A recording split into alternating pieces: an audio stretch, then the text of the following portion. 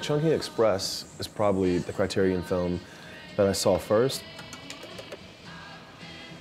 It was when I first got into film school. I'd never really seen a foreign film before. I wasn't watching a lot of foreign films.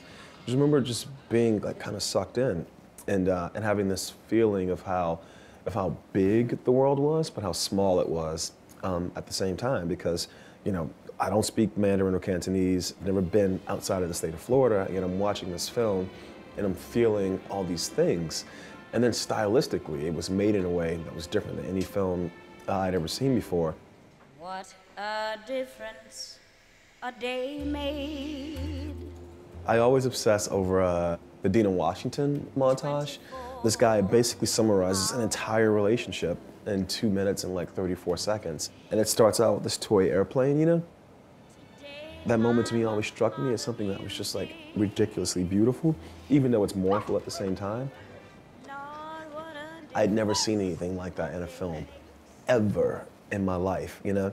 And here's Dina Washington, you know, this, you know, somewhat tragic, you know, soul singer, you know, from America. And here's this guy in Asia. It's like, how small is the world?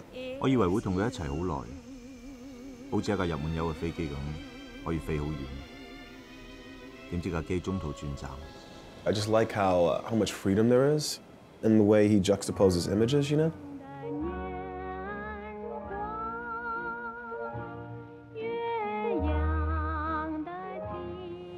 And The Mood for Love. I can't even touch that film.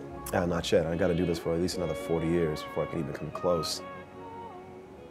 When I think of the way human beings process consciousness, it's much more in line with the way I think Wong tells that story. The movie's not linear.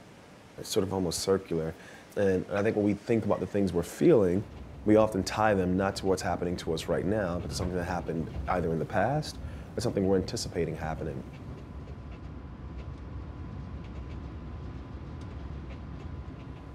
I think that movie does just an amazing job of translating what that feels like. In particular, just the idea of characters walking up a stairway. I don't think people have processed what that feels like much the same way after you see that film.